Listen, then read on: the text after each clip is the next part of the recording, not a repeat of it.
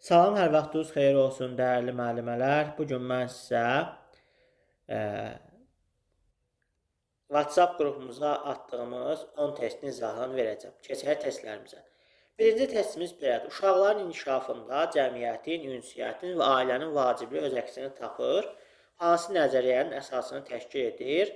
Təbii ki, zehni inkişaf nəzəriyyəsi deyirdi ki, uşaqlar özləri dünyanı kəşf etməlidir.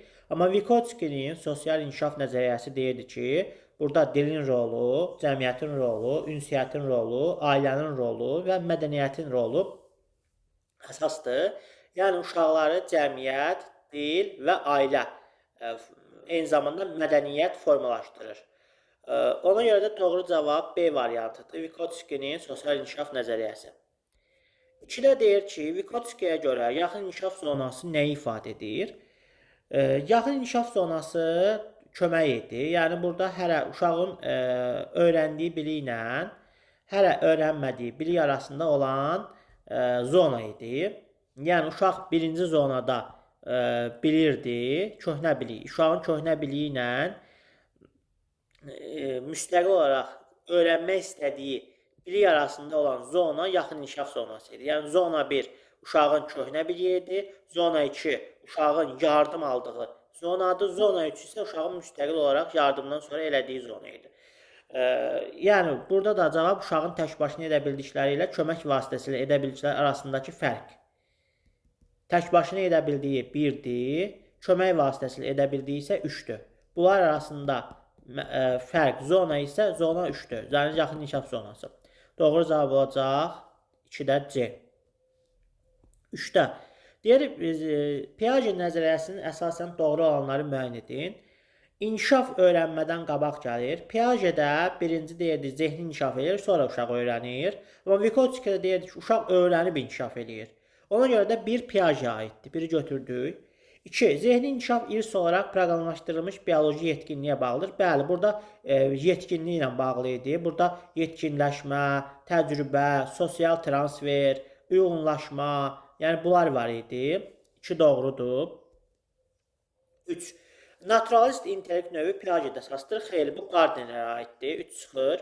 4. Sosial ünsiyyət və dil zehni inkişafının əsas hərəkət verici qüvvəsidir. Bu da Vykotskinin sosial inkişaf nəzəriyyəsi deyə çıxır. Doğru cavab 1 ilə 2 A variantı olacaq. 4. Deyir, nəzəriyyənin xüsusiyyətlərinə görə uyğunlaşdırın. Gardner və Piaget. Gardnerdə bilirik ki, intellekt nəzəriyyəsidir. Piagetdə isə zehni inkişaf mərhələləri. Uşağın zehni inkişafı yaşa uyğun olaraq mərhələlərdə baş verirdi. Bəli, 4 inkişaf mərhələsi var idi. Bu Piagetdə idi. 2 A-ya uyğun gəlir. Sinifdəki hər bir şagirdin fərqli öyrənmə yolu, potensialı var. Burada intellekt növlərindən söhbət gedir. Uşaqlar hər biri fərqli intellekt növlərinə uyğun olaraq öyrənirlər. Ona görə bu Gardnerdir. 1B-yə uyğun gəlir. Daha sonra şagird tapşırıq həll edərkən öz köhnə biliyi ilə yeni məlumatı uyğunlaşdırır. Bu da uyğunlaşdırmadır, yəni sxem, assimilasiyadır. Daha doğrusu akkomodasiyadır. Artıq uyğunlaşdırmaq, yeni məlumatı yeni kimi qəbul edir, yeni deyir. Köhnə məlumatı isə uşaq beynində, yəni sxem varsa, ümumiyyətlə sxemlər məhz Piaget nəzəriyyəsində idi sxem. Sxem nə idi? Uşağın beynində kompüter proqramı kimi idi, uşağın zehnində yerləşən bir çərçivə idi. Sxem. Sxem deməli Piagetə aiddir. Ona görə 2-yə aiddir C. Şagirdlərin musiqiyə və ya hərəkətə olan meyilləri onların intellekt növü də təbii ki, Gardnerə aiddir. Ona görə 1-ə aiddir D. 1B-D, 1B-D, 2AC. Cavab olacaq A variantı 4-də.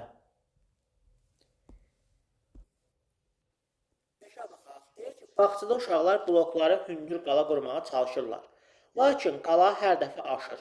Tərbiyəçi yaxınlaşaraq, gəlin alt hissəyə daha böyük və enli bloklar qoyaq. Görək, nə baş verir deyərək onlara istiqamət verir.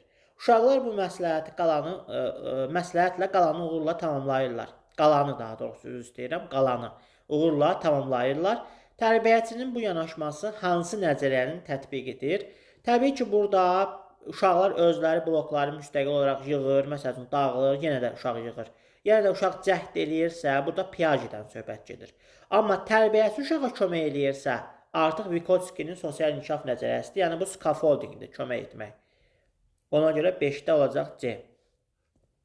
6. Uşaq anasına deyir ki, ana gəl ayı balamı özümüzlə aparaq. O evdə tək qalsa çox qorxar və bizdən inciyər. Piagetə görə uşağın bu düşüncəyə tərzi hansı mərhələ və hansı anlayışa aiddir? Baxın, burada artıq deyirsə ki, ana gəl ayı balamı özümüzlə aparaq. Burada animizmdir. Artıq animizm nə idi? Uşaq canlı və ya cansız varlıqları canlı kimi qəbul edir.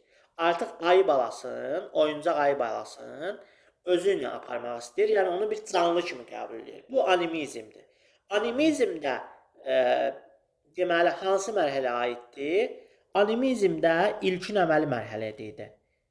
Yəni animizm olması ilkin əməli mərhələ idi.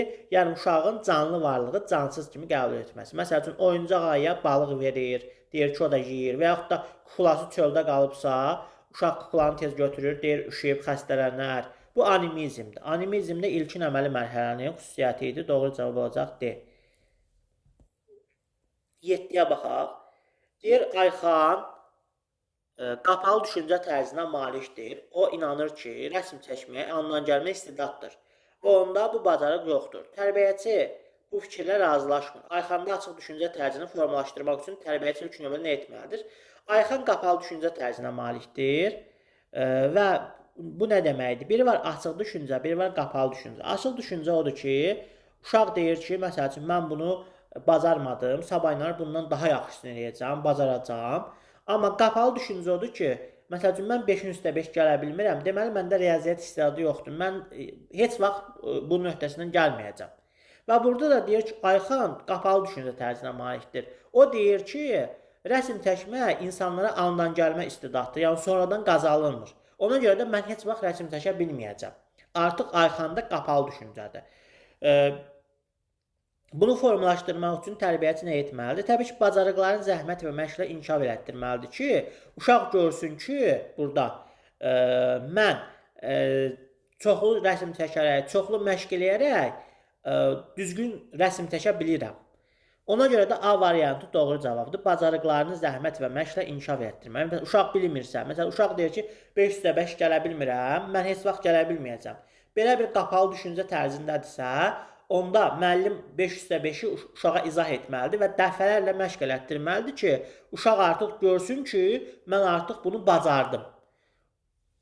7-də olacaq A variantı. Digər cavablar isə doğru olmaz. 8-ci suala baxaq. 8-ci sualı çox adam demək olar ki, səhv yazıb. Reggio Emilia yanaşmasına aiddir.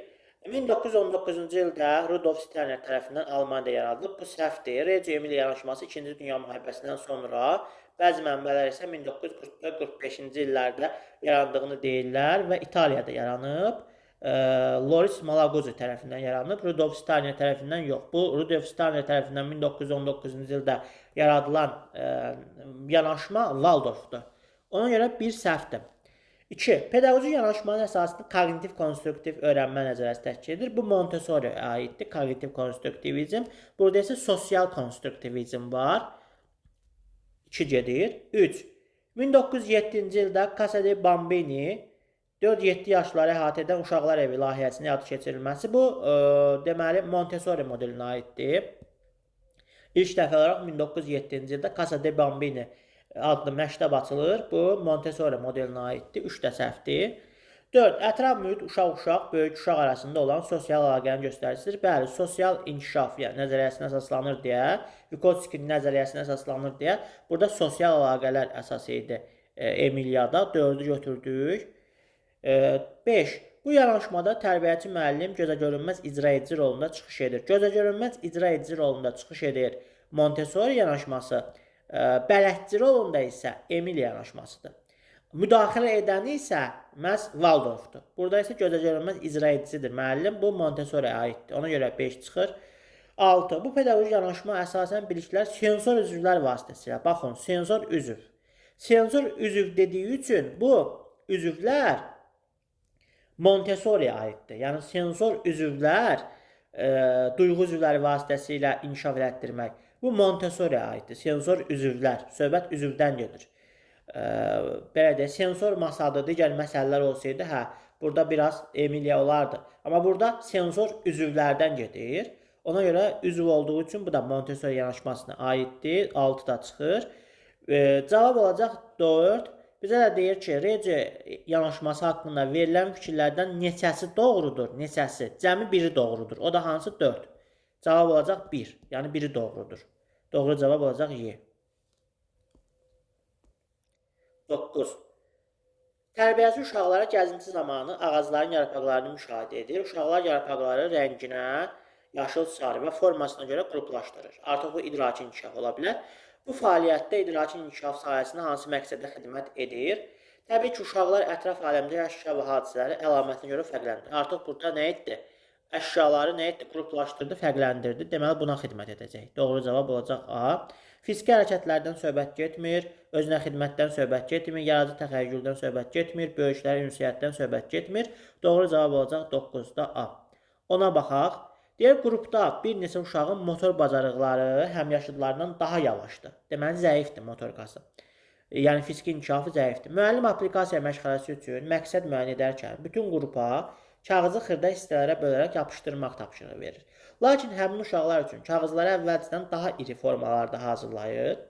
Müəllim bu hərəkəti nəyi nümayiş etdirir? Burada təlimdə bütün uşaqlar üçün eyni çətinlik dərəcəsinin tətbiqini bundan söhbət getmir. Çünki uşaqların çoxsu kəsə bilmir axı. Kəsə bilmirsə, hamı üçün eyni iri belə deyək, kağızlarının qurulması doğru olmaz. Yəni, eyni çətinlik dərəcəsinin tətbiqi deyil. Çünki burada belə deyək də, yenə də eləyə bilənlərə biraz belə deyək, sadə verir, birinə çətin verir. Burada eyni olmur. A variantı səhvdir. İnkişaf sahələri arasında inteqrasiyanın pozulmasından da söhbət getmir. Cavab olacaq C. Burada müəllim nə edir? Müəllim uşaqların fərdi inkişaf xüsusiyyətlərinə uyğun diferensial yanaşmadan tətbiq edir. Yəni, baxın, qrupda bir neçə uşaq motor bacarığı həmyaşıdlarından geri qalır, zəif inkişaf edib. Müəllim aplikasiya məşğələsi zamanı nə edir? Kağızları xırda hissələrə belə yapışdırmaq tapşırığı verərkən, həmin uşaqlar, məsəl üçün, motorika bacarığı olmayan uşaqlar üçün hazır iri formalarda kağızlar verir. Artıq, belə deyək, digər uşaqlar, məsələn, bacaranlar bunu özləri kəsib xırda yerə bölə biləcək. Amma bacarmayanlar hazır formada verir deyə, artıq burada iri formada verir. Uşaqlar burada artıq bu hərəkətləri eləyəcək. Yəni, tapşırığı sadələşdirib, hər bir uşağın fərdi inkişaf xüsusiyyətinə uyğun verir. Doğru cavab olacaq, onda da C variantı.